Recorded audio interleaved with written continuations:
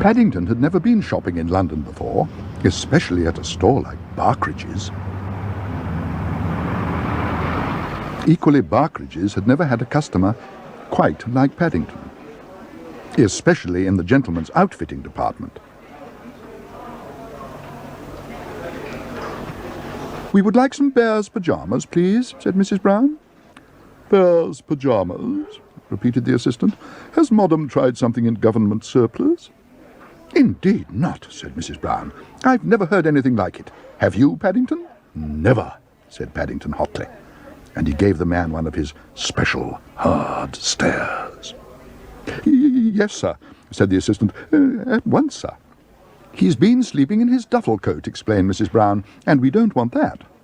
"We certainly don't," agreed the assistant. "Would the young gentleman care for something in stripes? They're all the rage just now."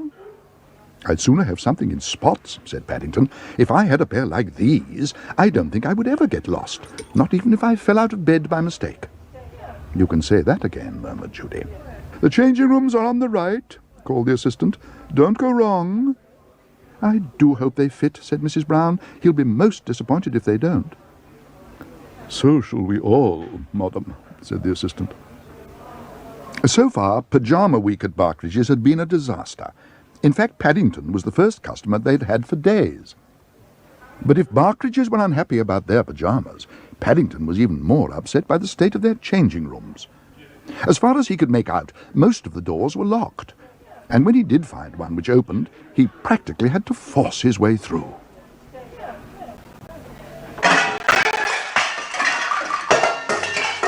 On the other hand, once inside, it was all very different.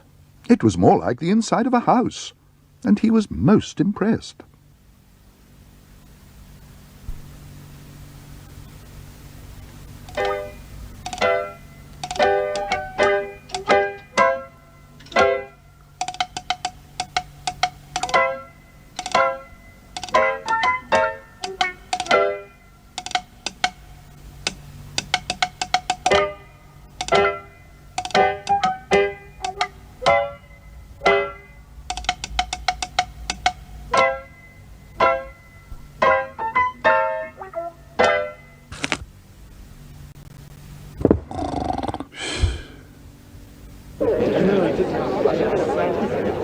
Paddington wasn't sure how long he slept, but he was suddenly woken by a very strange noise.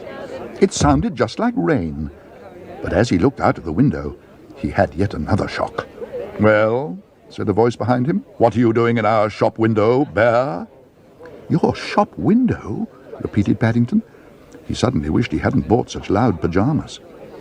"Oh dear," he announced to the world in general, "I think I've been recognized."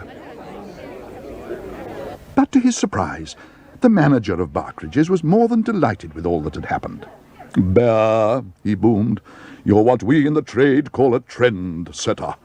Since you went to bed in our shop window, those pyjamas have been selling like hot cakes. Look at them. They've all gone." And to show just how pleased he was, he offered Paddington anything he liked to choose in the store as a present. Paddington licked his lips. All the excitement had made him feel hungry, and he was tempted to ask for one of the hot cakes the manager had mentioned. Then he caught sight of the very thing, some Wellington boots. "I'd like a pair of these, please," he announced. "If it rains the next time I'm in bed, it'll stop the ends of my pyjamas getting soggy. That would never do, especially now you've sold out."